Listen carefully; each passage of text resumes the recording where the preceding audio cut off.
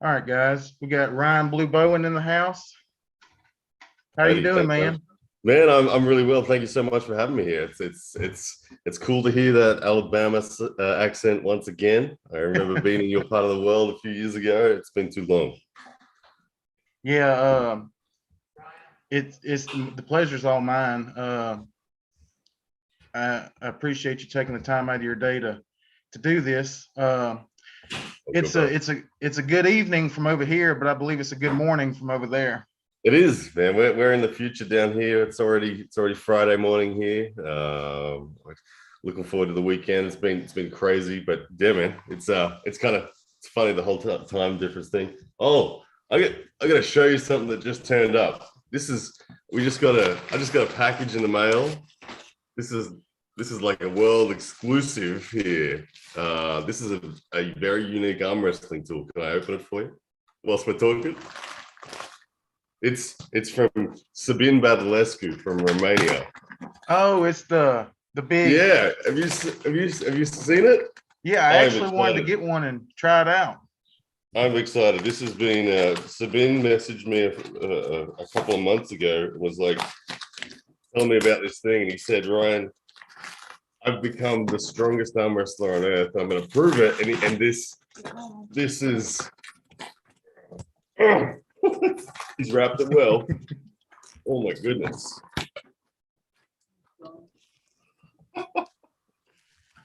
Oh my goodness. This is great. This is really What's up, awesome. Ike?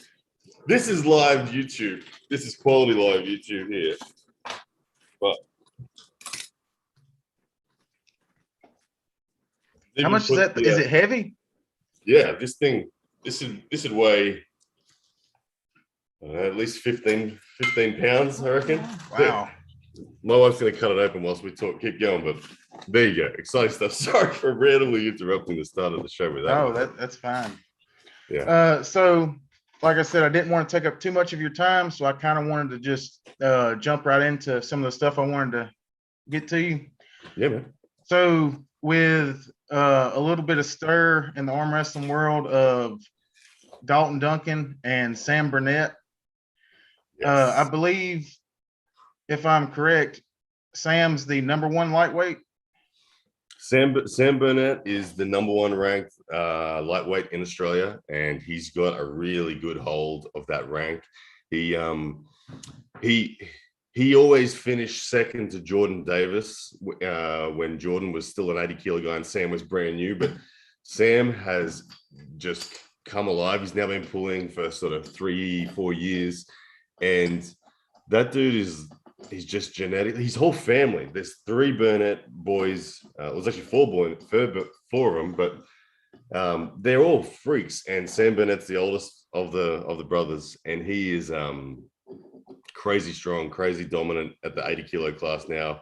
He troubles me. Like a match with him for me is real. It's a close match. So yeah, I would love to see him and Dalton Duncan, who I was talking to the last few days and weeks as well. He is he tells me he's troubling Justin Bishop, so I would love to see it. Yeah. Speaking of that, me and Dalton been talking a lot, and if it was, I believe, are you going back down to the 200, 198 mark? Yeah, well, right now, so after my match with Lachlan, where I got as heavy as I humanly possibly could, I felt like I needed to just lighten up a bit and just let my body relax and not be force fed so much. So my current weight this morning was like 215. So um, How and I much feel did you good. weigh I in the got up Lachlan match? to 228, 229. Wow. Yeah, so it was. I felt I felt really bloated. Doing my shoes up was hard. It was making me breathe heavy just to walk around and stuff, and it was really hard to maintain that amount of food. And I was having a lot of creatine, so I was trying to get water bloat happening, and my guts felt terrible with all that creatine. I was having 10 grams of creatine a day, and that was just nasty stuff. But yeah, back down at 215 now. And to be honest, it wouldn't surprise me if I got down to 210 and was happy to be there. And then from 210, if I had to for an international event, like there's a temptation, like if I pulled a Zloty or something like that, that I might go down to the 190 range with a water cut or something like that, just to compete in that division. Yeah. Okay. Yeah, the reason I was asking, like I said, me and Dalton were talking, and if it were convenient for the both of you, if there was Sam down here or however it would work out, if there would be potential for maybe a rematch with you and Justin. I know a lot of people want to see it. If it was maybe 200 pounds. Mm-hmm. Mm-hmm. That is, Justin Bishop, as you know well and truly, you know the story. You're obviously from his sort of hometown, and you were there when I came to Alabama as well. But Justin was the first pro level guy I ever experienced, and Justin came to Australia. It was a real honor to have him come out, and he beat me 6-0 at the time, and he gave me. He was the reason I started training side pressure and started training fundamentals. I thought my hand was good. I was happy with how my hand balanced with Justin's at the time, but it didn't matter. He just still was able to go sideways. And I thought, I need to fix that. And so I've fixed that to the point where side pressure is now my ace. It's actually the thing that I think I'm best at. So I would absolutely love to pull Justin. I think I'd beat him. Sorry to say, of course I'm going to say that, but I would expect Justin to say the exact same thing. But I would love that match. Yeah. Well, I do think that the match would go totally different this go around. I'm not saying who would win, but I think it would be a very fun match. Yeah, I agree that styles now have evolved so that there would be a lot of variations potentially. If we're both top rolling, it'd be quite interesting. If I'm trying to force a hook, it'd be interesting if Justin came in with me, or if he tried to peel me open and keep me stretched out. I agree that there's a lot of different ways it could go, because whoever loses that first round, I think we both have the ability to adjust and change to something quite significantly different. And I think, yeah, I reckon if we had a 6-round match, you'd see at least 3 or 4 different shapes in the way that the match goes. So, and that's what makes arm wrestling entertaining and awesome at the end of the day. So, yeah. Dalton Duncan, Justin would say the exact same thing, but in a smart ass way. Yeah, there he is, Dalton Duncan. Yeah, and to be honest, Dalton Duncan and Sam Burnett would be an awesome match. Dalton's to me, Dalton Duncan is like Jordan Davis. He's very similar set of tools that he's working with, hand and wrist and length of arm and all that sort of stuff. I think Jordan's got probably 20 pounds on him at the moment. I think Jordan's pretty much 195 pounds at the moment, so a little bit bigger, but shape wise, in terms of how they arm wrestle, very similar. Big fan of the way Dalton moves. When I was there in that tournament, when he cleaned up that tournament that day, beating, what's the name, Duncan Allen? Doug Allen. Doug Allen, yeah, thanks. Yeah, beating Doug Allen the way he did. Well, I think Doug won it, but it still, it Dalton was stole the show. yeah, it was very hyped that night. I believe his head grew about 5 sizes after that. Yeah, it did. That was good, but I would love to see Sam and Dalton pull. I think it'd be great. I know Sam Burnett's just hungry for an international opportunity. He's dominating Australian lightweight so significantly that there's just no one in his weight category in Australia that can do anything to him. Not even close. It's just crazy. So for him to get balanced matches in Australia right now, he's pulling in the super heavyweights. We just had our state titles on a month ago, and Sam won 5 of the 6 weight divisions. The only one he didn't win was the super heavyweight right, and that was because Jordan Davis was in it, and a couple other strong guys. But Sam is cleaning up everyone and doing it easy. So yeah, he's keen, he's ready, and I think Dalton would be a great match. And next, I wanted to hit on is Sasho and Bozadar. Are they still coming to Australia? 100%. So the situation in terms of the Bulgarians, and I'd like to add Krasimir Kostadinov to that list as well and make it a big Bulgarian affair. It'd be great. I would personally, so those guys have given me the green light in terms of their intent.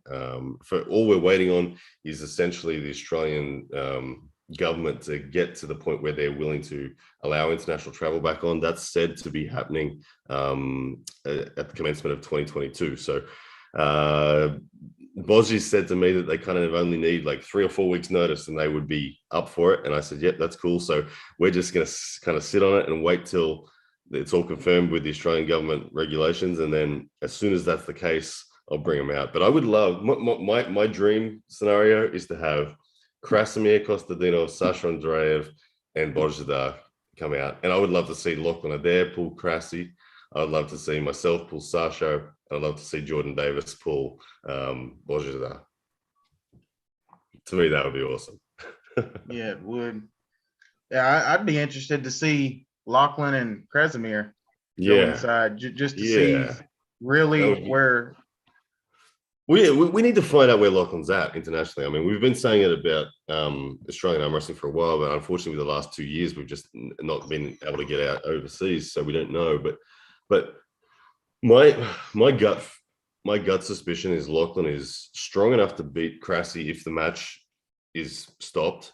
I think that if it's stopped at center, I would think Lachlan would win. I think Krasimir's got more explosivity and is definitely more experienced and a better arm wrestler in an execution sense. But in terms of strength, it wouldn't surprise me if Lachlan has gone past Krasimir in terms of just the fundamental strength. But has he gone past him enough to make up for the lack of experience? We'd find out. But generally speaking, I think Lachlan is a slightly bigger human than Krasimir. Just having met Krasimir and seeing them stand side by side, Lachlan was 250 pounds when I faced him. So Krasimir is someone who sits at the 220, 225 zone pretty normally. So, but that'd be a great match. And yeah, I'd love to see it. Ike Ford says Lachlan versus Paul Passmore lefty. Isn't Lachlan's left arm his better arm or no? Lachlan's actually left-handed. But if you had asked me that question 2 years ago, my answer would have been absolutely his left is his better arm.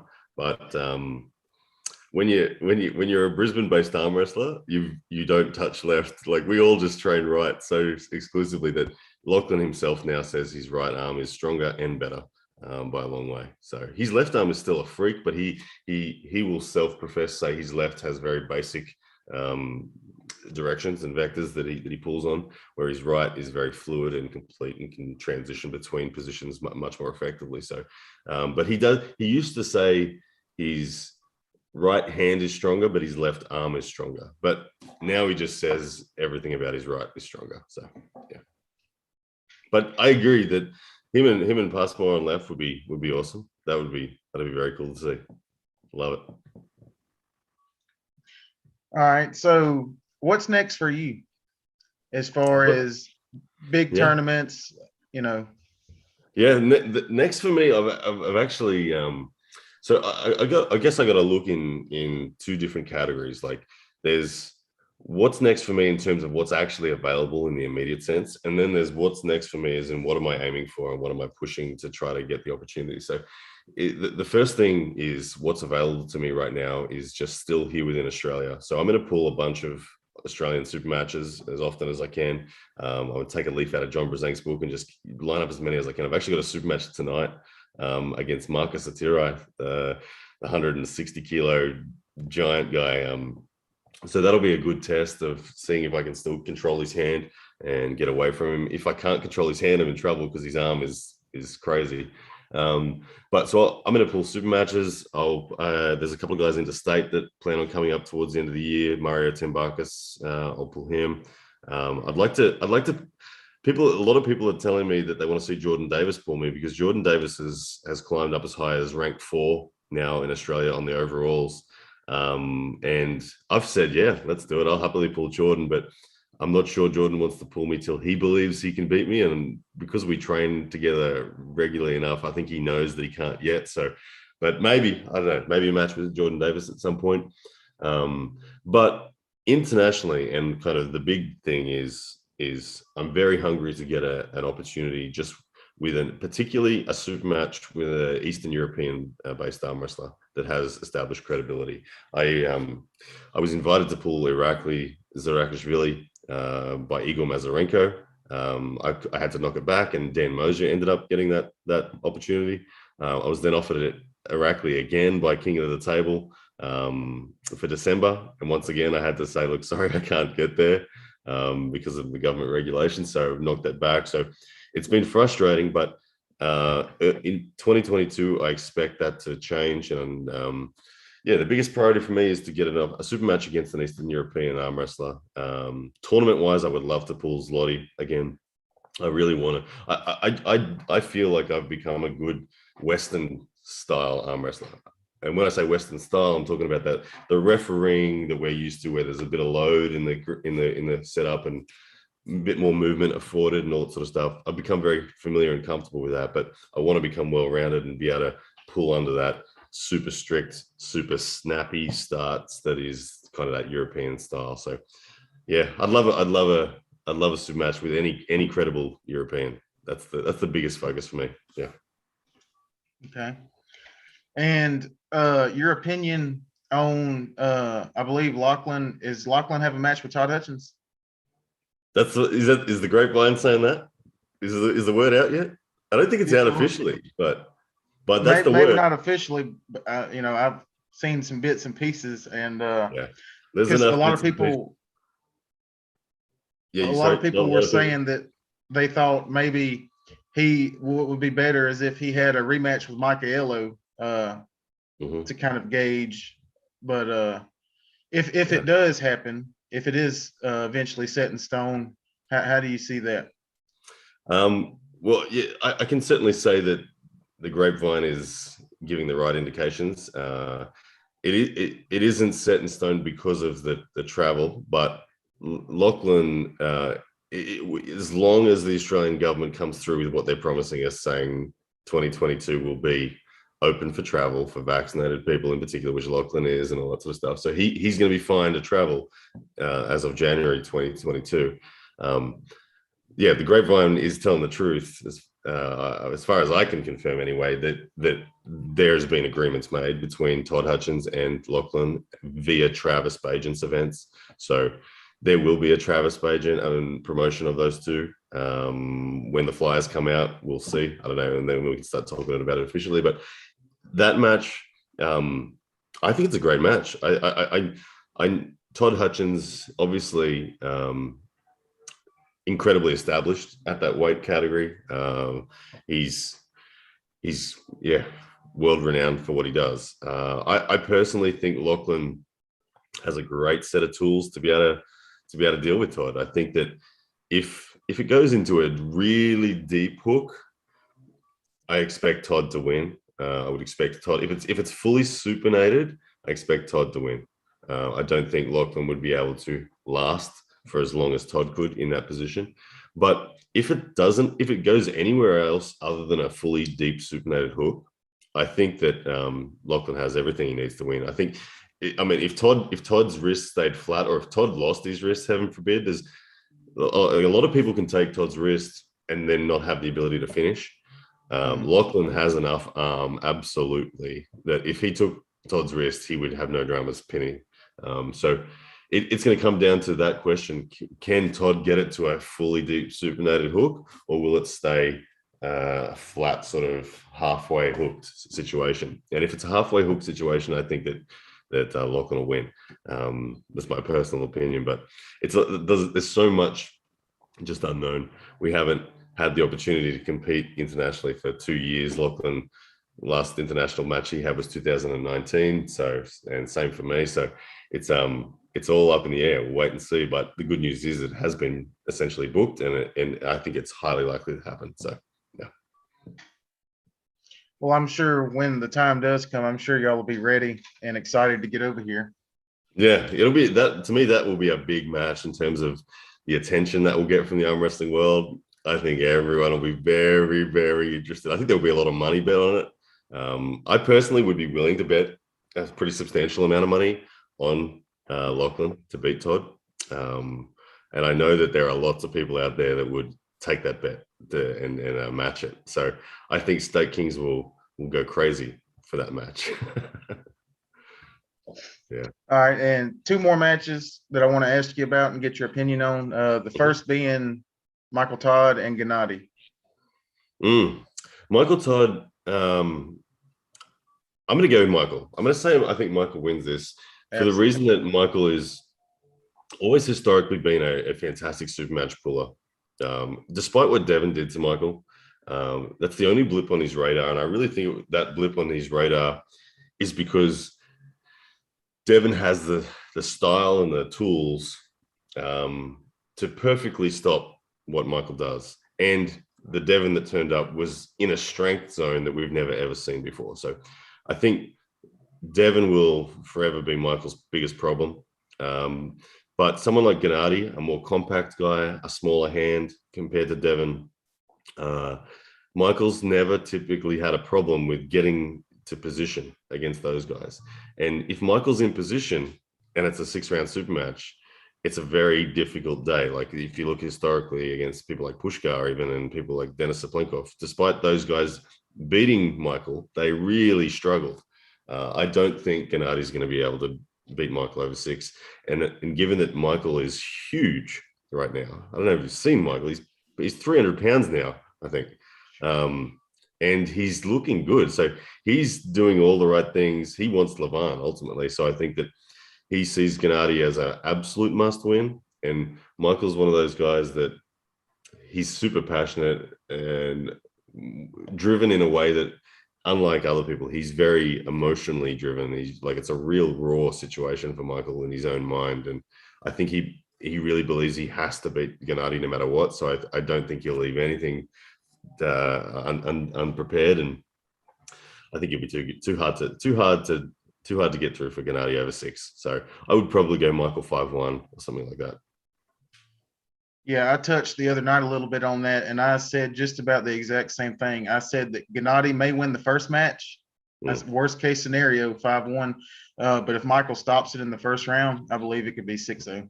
Yeah, I agree too. It's just such a hard arm to pin once it stops, and you know what it's kind of like. You've got that arm that won't straighten. When someone bangs into that lock and has to work really hard, even if they do get through you once, there's so much work in their hand that they're like, how do I do this 6 times? This is ridiculous. So yeah, Michael for sure. And the last one I have, probably one of the most anticipated matches this year, John Brzenk and Devin. Mm-hmm. Yeah. And you don't have to say who, but are you staking it? Yeah. Well, because it's a shutout stake, isn't it? Right. It is. It's a shutout. So straight away, you have to say that Devin is the favorite to win the match. Just has to be. What he did to Michael in his last outing. If he turns up like that again, especially if he turns up like that again, he has to be the significant favorite. All that said, John has like a 6-1 win record. When we're talking about occasions, like Devin's pinned him more than once, obviously, but occasions, John's always really been in control. And John's very passionate about that 2008 super match to say that his wrist was injured and then he wasn't in anywhere near the shape that he believed he should have been in, but he took the match anyway. So there's controversy behind that loss. Not to say that Devin didn't win it legitimately or wouldn't have won it even if John was healthy that day. But John has such a good record over Devin. And as John said, I heard the other week, he said, Devin is the highest ranked guy in the world that John believes stylistically is perfect for him to take down. So there's other guys ranked lower than Devin that John would have trouble with. But John truly sees a pathway where he can prevent Devin from even getting to the strap. And he doesn't believe Devin's brave enough to hold on out of strap and just commit. And he believes that if Devin does that John will pin him. So a lot of it's going to come down to the center table negotiations and the refereeing and how much shenanigans Devon can employ and get away with. And if it goes to strap, it's over. Devon is not losing in a strap. But there's a big part of me that's like, oh man, when you look at what happened in 2015, Devon really did struggle to get the strap, and John is reinvigorated and excited, and John is going to be coming in at 255 pounds or something like that. So Wow. John's taking it seriously. He's coming in the biggest John we've ever seen. He's doing all the prep and he's coming hot. So it's my gut feel is, I mean, Devon surely wins the match. I believe he does. I believe the fact that he never left the game, I think is going to be enough of a benefit that he's going to get the job done. But then shutout stake just takes one round from John, and you think, oh, I don't know. I haven't decided whether I'm betting yet, but I want to bet. Anything can happen. I want to bet. I want to cheer for John in this scenario. I mean, I love both of these guys, but for the sake of it just being a crazy cool story, man, I think we'd all love it if John did pull off something miraculous. At his age, to do that would be just phenomenal. And you can't write John off. That's the thing. Given that he's got such a dominant record over Devon, you just can't write him off. You can't. And the way he beat Paul Lynn, the way he beat Dimitri Kachan, to me, it looked like he was just taking the car out for a drive and just testing it out. He was never in kill mode. I think he was always he was playing with his food a little bit, and every time he's looked better and better and better. And I think that he'll look even better again in December 11th. So I'm undecided on whether I'm staking yet. But if I do stake, it's going to be John on the show. I'm getting one round. Yeah, realistically, I would think Devin would win. But like I said, John could be 70 years old, and I would still not count him out of any match. Yeah. Well, I didn't see it, but I heard a quote. Someone I saw it typed to me. I think someone asked John on one of his live feeds if I could ever potentially beat John, and John said, Ryan won't beat me when I'm 75. Ryan won't beat me. So I love it. I love it. I agree. That's one of the coolest things about the sport is the longevity of the sport is crazy. You literally can be 70 years old and still be legitimately top of the tree. Like George Zakowicz has done it. I mean, Alan Fisher's now in his late 60s and he's still relevant. And John will be relevant at 70. If John wants to be relevant at 70, he will be relevant at 70 still. It's so cool that this sport can do that, though. And real quick, do you mind touching base on the controversy with Jerry and Chance? Oh yeah. That's fine. It's an interesting one to watch. I don't mind it at all. I think that I think it's good. I think we should see the match at some point. I think it's healthy to have the old guard have to face the new guard every now and then. And Chance has been poking away and just prodding at pissing off Jerry, calling him out on ranks and all that sort of stuff, and saying that he's not worthy of being on the rank because he hasn't pulled. And it's funny. He's definitely done a good job of getting under Jerry's skin because he's achieved that. I mean, Jerry to me is one of the most underrated arm wrestlers on earth. I think Jerry could be in the top 8 and be in the top half of that draw. I think that on his day he can almost beat anyone. I'd actually love to see Jerry against Laletin and even Levan, just to see, not that I think that he would necessarily beat them, but I would love to see how those guys deal with Jerry's extreme style. So Jerry is a true elite. But that said, he's beatable too. And Chance has an explosive style about him and a willingness to pull that, again, for me, you just couldn't write Chance off. And I would love to, for me, I'm all about seeing the opportunities. I love that Chance wants those opportunities. I love that Chance wants to jump into the deepest end of the pool and see how he goes. I think that Jerry has every right to name the terms of the match. and it's okay for them to be pretty big terms too, because I mean he's a genuine elite. I think the match will happen eventually, and when it does, it'll be very fascinating to see. I mean, there's nothing to lose for Chance in that match, only opportunities to gain and experience to gain.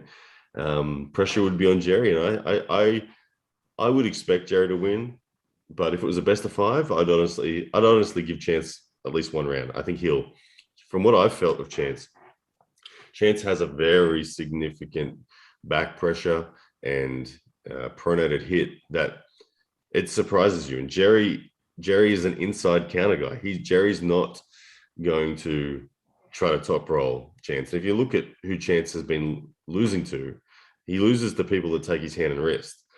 To show me the last guy that beat Chance by coming inside on him, forcing him inside, or by stopping him inside. I haven't seen it in a long time. And I know from personal experience, when I tried to stop Chance in round 1, I tried to force a hook and he absolutely stomped me. And I was immediately like, okay, I'm not going anywhere back on the inside. And I went up over the top and looked for a wrist. Jerry's not going to do that. Jerry's going to go for the inside stop. Now, Jerry is a tank at getting inside stops, but there's probably a lane somewhere where I think Chance flash pins Jerry. There's a lane. And if Jerry gets the lane slightly wrong, I think that's on, and it'll be bang, look at that, flash pin. And Jerry will then adjust and commit harder and probably get a stop. And if it does stop, he'll wear through and push through, no worries. But I would put money on Chance.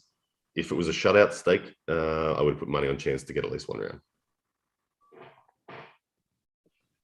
Okay. All right. And the last thing I wanted to ask you, if and when things open back up good, your first match, if there is anybody on your mind that you want to pull, who would it be from the USA? From the USA, oh man, there is no shortage of names that I'd love to pull.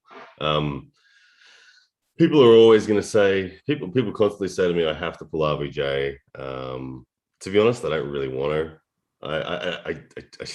That dude causes me more headaches than it's worth. But I do feel that that's an inevitable thing, whether it's under the WAL or anywhere. I feel like that's in the future. But like I said, I'm not chasing that by any stretch. But I feel I've had a bunch of promoters say that they would put that on. And if the circumstances were right, I would pull that, but I wouldn't request that. If I could choose anyone from the USA to pull, and it was just completely up to me, my first pick. There's a lot of story. There's me and Dan Mosier. We need to clarify what happens there. There's your guy Justin Bishop. That would be. I've always wanted the rematch with Justin. Forever, I've wanted the rematch with Justin. So high on the list. Paul Lynn is a big priority for me as well. I'd love to pull Paul. And then they're the matches that I think are the genuine balanced, like they're good matches. But then there's the matches that I would categorize as me reaching for experience and opportunity. And as you know, I love to do that. I love to reach high and stand across the table from the most elite guy that's willing to pull me. And I would someday love to pull. I definitely want to pull Rob. I definitely want to pull Todd Hutchins. I definitely want to pull. I'd love to pull Jerry. Jerry's on my list for the whole ginger thing. I want that number 1 ginger rank, and I know that Jerry's got that at the moment. So Jerry, if you're watching, don't you forget that I will call you out eventually, but maybe not just yet. But I will at someday say I want Jerry. But man, there's too many good pullers in the USA for me to name just one. I would ideally love to go there for like a month and a half and have a super match every week for 6 weeks. That'd be great. Well, you're welcome at my home anytime. Thank you, brother. That'd be awesome. That was, yeah. I mean, when I drove through that southern parts of USA, it was awesome. I think I spent 50 hours in the car with Travis going up and down, driving through all that East Coast. So, yeah, and Alabama down to Louisiana and all that sort of stuff. It was nice stuff. So I'd love to be back as soon as I can. Well, man, that's about all I got for you. Yes, man. I really appreciate you joining me. No. Was you ever able to get that open all the way where we could see it? Ah, yes, here it is. The Sabine Badalescu. I don't even know what he calls this thing. I'm gonna screw it to the center of my table. He said to me, he's given me the same difficulty spring that he gave Devin Larratt and Vitaly Laletin. So just to be honest, feeling it now, it's rigid. This thing doesn't feel like it's going to bend very much at all. But he's like, if you can move that even an inch and a half from center, he said, you're real. He said, you're an elite if you're moving it an inch and a half from center. So I can't wait to rig that thing up and see if I can move it at all, because it feels really rigid, really rigid. Yeah, you're gonna have to post a video of you trying to do a workout with that. Yeah, I will. I'll do that one today. I'll be yeah. It looks crazy. It feels crazy. It's very rough, but it's very saving. So Real quick, Burnett Brothers, I assume this is Sam. He oh yeah. yeah, asked you about the match with Dalton. Yeah, Bennett brothers there. Good to see you guys. Man, yeah. We did cover this one earlier in the show, Sam, if you're watching, but or if that might be Nick or Josh, whoever it is. But Dalton and Sam Burnett would be an awesome match. Dalton is like another Jordan Davis. But I gotta back my boy Sam Burnett. His hand and his bicep, he's really well rounded. He is a proper genetic freak. If Dalton doesn't crack his wrist fully open, he's in trouble. He's in real trouble. And if I pull Sam Burnett right now, outside of straps, Sam can hold on to me, and I have to red line to get to the strap. It's difficult to crack Sam Burnett's wrist. So I don't know. It'll be a good match. It's an absolutely weird. If myself and Sam were able to get to Alabama or something like that, man, that'd be a good doubleheader. Me and Justin and Sam and Dalton. I would love it. I would pay for the matches if it could happen. Yeah, that's awesome. Yeah, well, hopefully we can make it happen 2022. 2022 hopefully is a much easier year on us for flexibility with travel. So we'll see what comes about. But yeah, man, thanks for having us on the show, man. I appreciate the fact that you're doing this. I want to, I guess, encourage you as well to stick with it, man, because I remember what it was like starting out. There's not a lot of people watching. You get your buddies teasing you and all this kind of stuff, saying, "What are you doing?" But just, man, stick with it. Stick with it. It's worth it. The sport will reward you, man. So thank you for doing what you're doing. Yeah, man, I appreciate it a lot, and I appreciate you joining me. No worries, man. All right, well, we will talk to you later, buddy. All right, man. Catch ya.